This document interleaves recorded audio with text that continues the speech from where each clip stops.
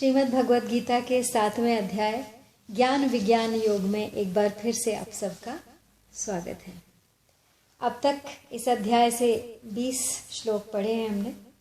पिछले 5 श्लोकों में मुख्यतः 4 प्रकार के भक्तों का वर्णन किया है जो प्रभु की आराधना करते हैं। अर्थार्थी, आर्त, जिज्ञासु और ज्ञानी। अर्थार्थी यानी धन की इच्छा करने वाले, आर्त यानी दुखी, जिज्ञासु जानने की इच्छा रखने वाला और ज्ञानी जो प्रभु का प्रेमी भक्त है।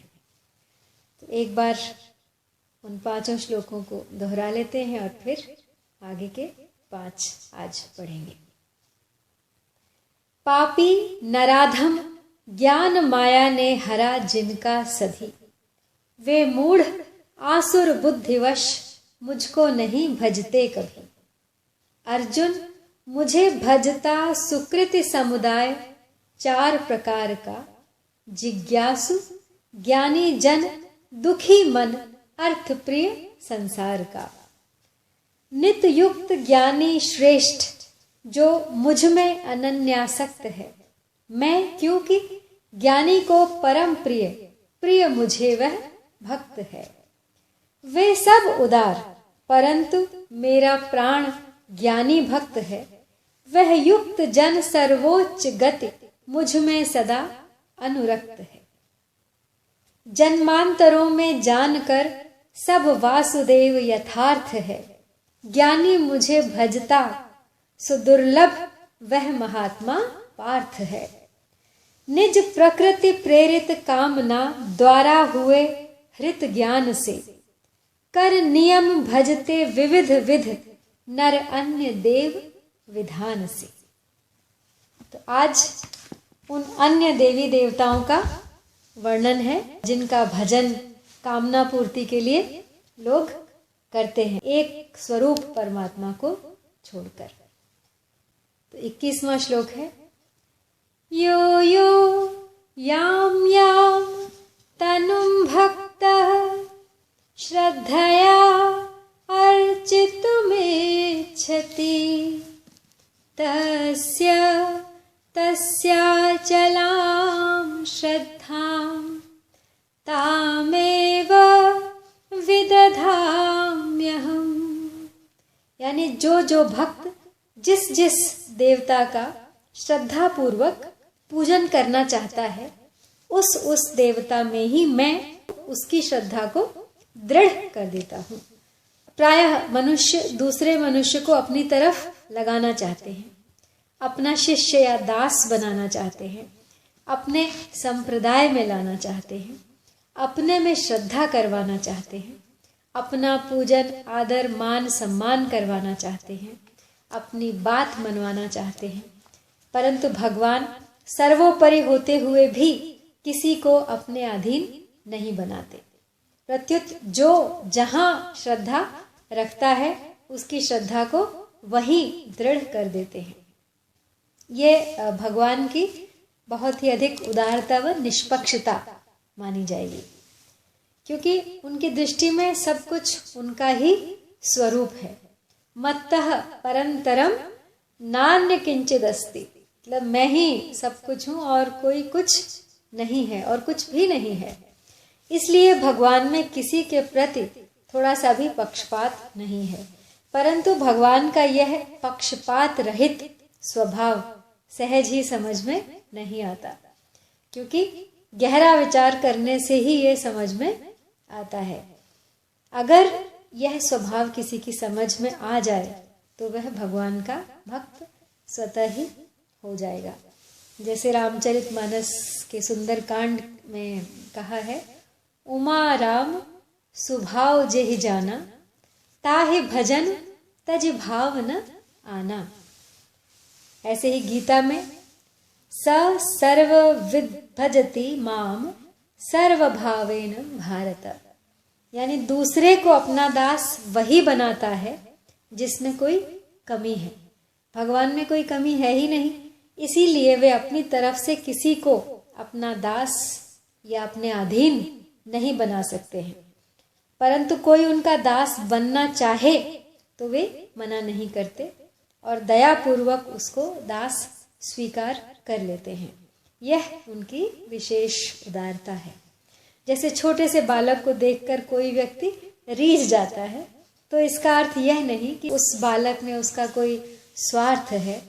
ऐसे ही जो भगवान का दास बनना चाहता है, उसके सरल भाव से भगवान रीझ जाते हैं, उस पर प्रसन्न हो जाते हैं।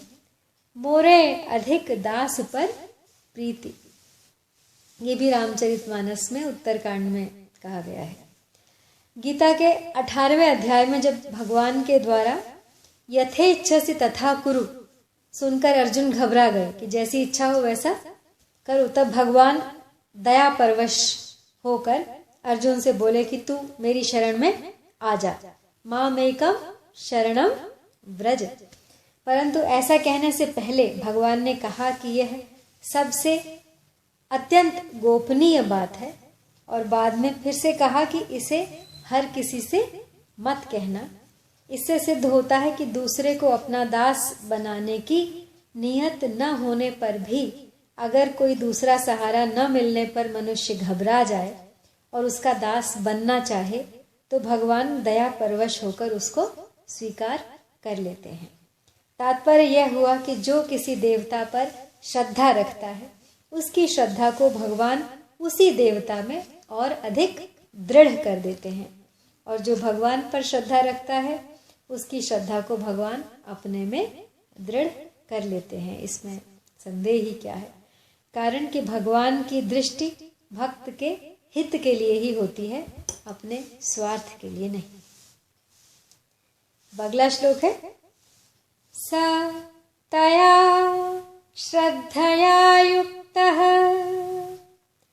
तस्या आराधनमीहते लभते च ततः कामान् मया एव विहितान् हितान्। यानी मेरे द्वारा दृढ़ की हुई श्रद्धा से युक्त होकर वह मनुष्य उस देवता की सकाम भाव पूर्वक उपासना करता है, और उसकी वह कामना पूरी भी होती है, परंतु वह कामना पूर्ति भी मेरे द्वारा ही विहित की हुई होती है। मेरे द्वारा दृढ़ की हुई श्रद्धा से संपन्न हुआ वह मनुष्य उस देवता की आराधना की चेष्टा करता है, और उस देवता से जिस कामना पूर्ति की आशा रखता है, उस कामना की पूर्ति होती है। यद्यपि वास्तव में उस कामना की पूर्ति भी मेरे द्वारा ही हुई होती है, परंतु वह उसको उस देवता से पूरी हुई मानता है। तो वास्तव में देवताओं में मेरी ही शक्ति है, और मेरे ही विधान से वे उनकी कामना पूर्ति करते हैं। जैसे सरकारी अफसरों को एक सीमित अधिकार दिया जाता है कि तुम लोग इस विभाग में इस अवसर पर इतना खर्च कर सकते हो, इतना इनाम दे सकते हो, ऐसे ही देवताओं में एक सीमा तक देने की शक्ति होती है, अतः वे उतना ही दे सकते हैं, अधिक नहीं। तो अब देवताओं में अधिक से अधिक इतनी शक्ति होती है कि वे अपने अपने उपासकों को अपने अपने लोकों में ले जा सकते हैं, परंतु अपनी उपासना का फल भोगने पर उनको वहां से लौटकर पुनः संसार में आना पड़ता है।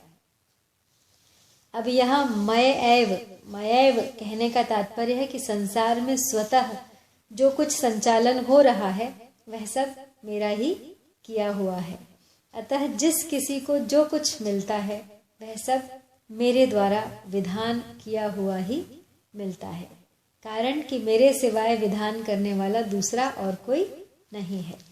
अगर कोई मनुष्य इस रहस्य को समझ ले तो फिर वह मेरी तरफ ही खींचेगा। तो यहाँ परिशिष्ट भाव यही है कि भगवान ने सब देवताओं को अलग अलग और सीमित अधिकार दिए हुए हैं, परंतु भगवान का अपना अधिकार असीम है। तो भगवान में यह विशेषता है कि वे किसी पर शासन नहीं करते, किसी को अपना गुलाम नहीं बनाते, किसी को अपना चेला नहीं बनाते, हर एक को अपना मित्र बनाते हैं, अपने ही समान बनाते हैं। जैसे निषाद राज सिद्ध भक्त था, विभीषण साधक था और सुग्रीव विषयी था, पर भगवान श्री राम ने तीनों को ही अपना सखा बनाया। तो यह विशेषता देवताओं आदि में किसी में नहीं है। इसीलिए वेदों में भी भगवान को जीव का सखा ही बताया गया है। जैसे गीता में अर्जुन से कहा भगवान ने, भक्तो असि में सखा चेति। यहाँ भगवान ने भक्त तो अर्जुन की दृष्टि से कहा है, पर अपनी दृष्टि से सखा कहा है। तो अब आगे के श्लोक में भगवान उपासना के अनुसार फल का वर्णन करते हैं।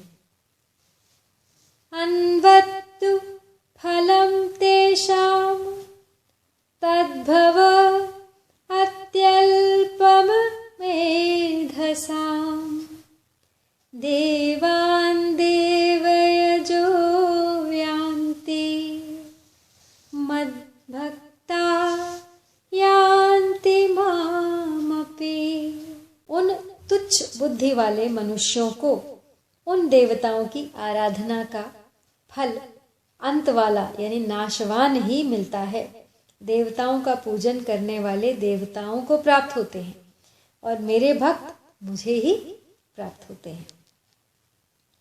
तो यहाँ परिशिष्ट भाव यही है कि देवताओं की उपासना करने वाले तो अधिक से अधिक देवताओं के पुनरावृत्ति लोकों में ही जा सकते हैं, पर भगवान की उपासना करने वाले भगवान को ही प्राप्त होते हैं। हाँ, अगर साधक की देवताओं में भगवत बुद्धि हो अथवा अपने में निष्काम भाव हो तो उसका उद्धार हो जाएगा, अर्थात वह भी भगवान को प्राप्त हो जाएगा। परंतु देवताओं में भगवत बुद्धि न हो और अपने में निष्काम भाव भी न हो तो उद्धार नहीं होगा। अब देवताओं की उपासना का दोष यह है कि उसका फल अंत वाला अर्थात नाशवान होता है, क्योंकि देवता खुद भी सीमित अधिकार वाले हैं।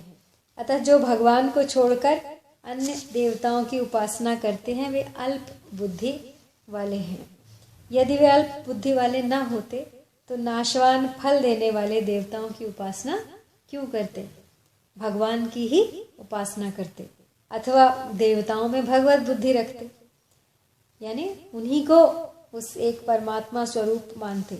अब भगवान की उपासना तो बहुत सुगम है, उसमें किसी विधि की, नियम की, परिश्रम की आवश्यकता ही नहीं है। उसमें तो केवल भाव की, श्रद्धा की प्रधानता है। लेकिन देवताओं की उपासना में क्रिया, विधि, पदार्थ, रिचुअल्स की प्रधानता है।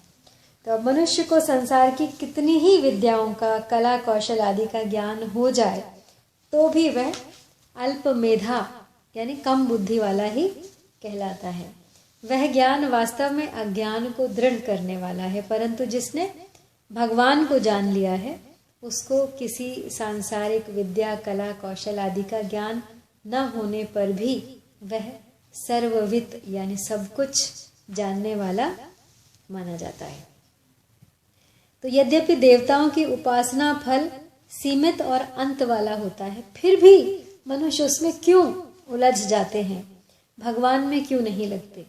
इसका उत्तर अब अगले श्लोक में है।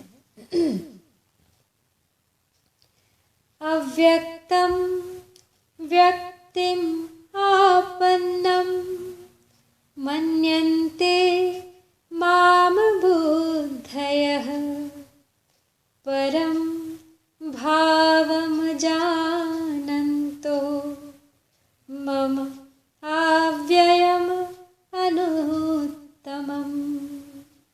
यानी बुद्धिहीन मनुष्य मेरे परम अविनाशी और सर्वश्रेष्ठ भाव को न जानते हुए अव्यक्त मन इंद्रियों से पर मुझ सच्चिदानंद परमात्मा को मनुष्य की तरह शरीर धारण करने वाला ही मानते हैं। तो यहाँ तात्पर्य है कि जो मनुष्य निर्बुद्धि हैं, जिनकी मुझ में श्रद्धा भक्ति नहीं है, वे अल्प मेधा के कारण अर्थात समझ की कमी के कारण मुझे साधारण मनुष्य की तरह अव्यक्त से व्यक्त होने वाला अर्थात जन्मने मरने वाला मानते हैं। मेरा जो अविनाशी अव्यय भाव है अर्थात जिससे बढ़कर दूसरा कोई हो ही नहीं सकता, जो देश काल वस्तु व्यक्ति आदि में परिपूर्ण रहता हुआ इन सब से अतीत सदा एक रूप रहने वाला निर्मल और असंबद्ध है, ऐसे मेरे अविनाशी भाव को वे नहीं जानते और मेरा अवतार लेने का जो तत्व है उसको भी नहीं जानते। इसलिए वे मुझे साधारण मनुष्य मानकर मेरी उपासना नहीं करते, देवताओं की उपासना करते हैं, उनकी शरण में जाते हैं और उत्पत्ति विनाशशील पदार्थों की कामना में लग जाते हैं, बुद्धिहीन हो जाते हैं और मुझसे विमुख हो जाते हैं। तो यद्यपि वे मुझसे अलग नहीं हो सकते तथा मैं भी उनसे अलग नहीं हो सकता, तथापि कामना के कारण ज्ञान ढक जाने से वे देवताओं की तरफ खिंच जाते हैं। अगर वे मुझे जान जाते तो वे मेरा ही भजन करते। तो यहाँ पे बुद्धिमान मनुष्य कौन है? जो भगवान के शरण होता है और भगवान को ही सर्वोपरि मानता है। अब अल्प मेधा मनुष्य वो है जो देवताओं की शरण होते हैं और वे देवताओं को अपने से बड़ा मानते हैं, जिससे उनमें थोड़ी नम्रता सरलता रहती है। और तीसरे अबुद्धि मनुष्य वो होते हैं जो भगवान को देवता जैसा भी नहीं मानते, किंतु साधारण मनुष्य जैसा ही मानते हैं। वे अपने को ही सर्वोपरि मानते हैं, सबसे बड़ा खुद को ही मानते हैं। यही तीनों में अंतर है। भगवान व्यक्त भी है और अव्यक्त भी है, लौकिक भी है, अलौकिक भी। लेकिन बुद्धिहीन मनुष्य भगवान को उन प्राणियों की तरह अव्यक्त से व्यक्त होने वाला अर्थात लौकिक मानते हैं। तो जैसे पृथ्वी, जल, तेज आदि जो महाभूत हैं, जो कि विनाशी और विकारी हैं, वे भी दो दो तरह के हैं, स्थूल और सूक्ष्म।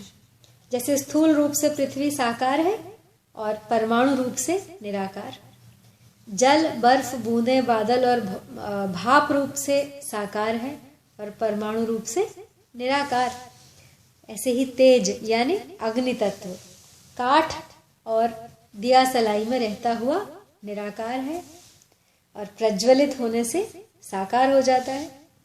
इसी तरह से भौतिक सृष्टि के भी दो रूप होते हैं और दोनों होते हुए भी वास्तव में वह दो नहीं होते। साकार होने पर निराकार में कोई बाधा नहीं लगती और निराकार होने पर साकार में कोई बाधा नहीं होती। फिर परमात्मा के साकार और निराकार दोनों होने में क्या बाधा है? परमात्मा साकार भी है, निराकार भी है, अर्थात वे सगुण भी हैं और निर्गुण भी हैं। ऐसे ही गीता साकार, निराकार, सगुण, निर्गुण दोनों को मानती है। यहाँ पे भगवान ने कहा है कि मैं अज होता हुआ भी प्रकट होता हूँ, अविनाशी होता हुआ भी अंतर्ध्यान हो जाता हूँ और सबका ईश्वर होता हुआ भी आज्ञा पालक यानी पुत्र और शिष्य बन जाता हूँ।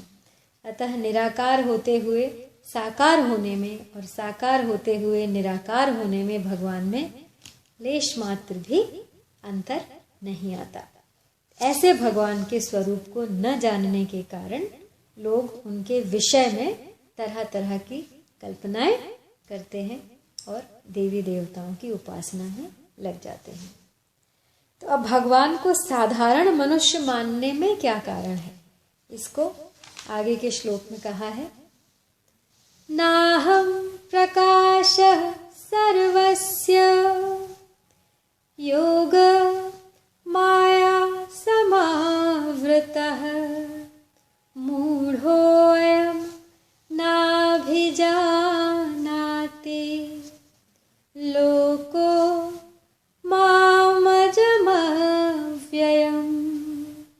यानी यह जो मूढ़ मनुष्य समुदाय मुझे अज और अविनाशी ठीक तरह से नहीं जानता, उन सब के सामने योग माया से अच्छी तरह ढका हुआ मैं प्रकट नहीं होता।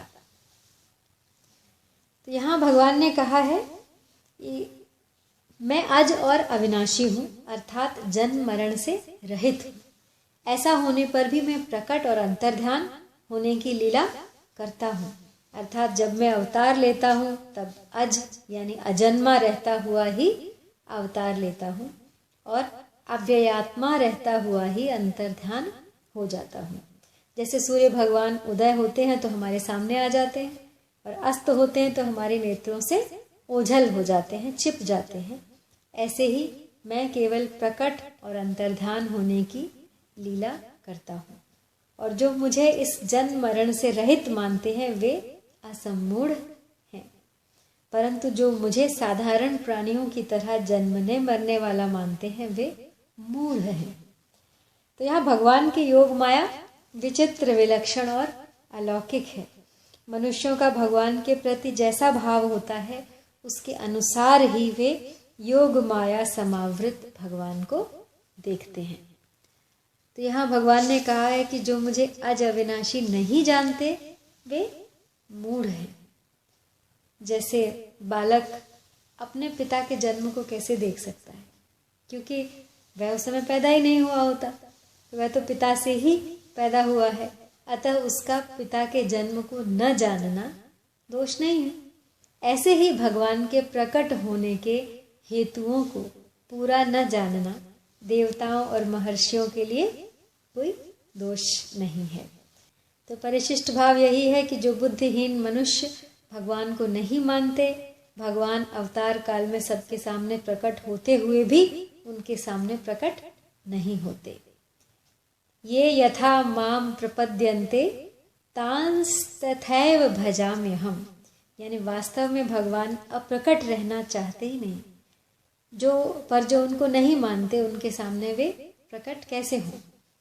तो अवतार काल में भगवान लौकिक रूप में दिखने पर भी वास्तव में सदा अलौकिक ही रहते हैं, परंतु राग द्वेष के कारण अज्ञानी मनुष्यों को भगवान लौकिक दिखाई देते हैं, अर्थात भगवान रूप से न दिखकर मनुष्य रूप में ही दिखाई देते हैं। तो अब जो भगवान को अज अविनाशी नहीं मानते उनके ही सामने माया का पर्दा रहता है, पर भगवान के सामने वह पर्दा नहीं रहता। अब इसका वर्णन आगे के श्लोक में किया है, जिसे हम पढ़ेंगे कल। तो तब तक के लिए आपसे विदा चाहती हूँ। जय श्री कृष्ण।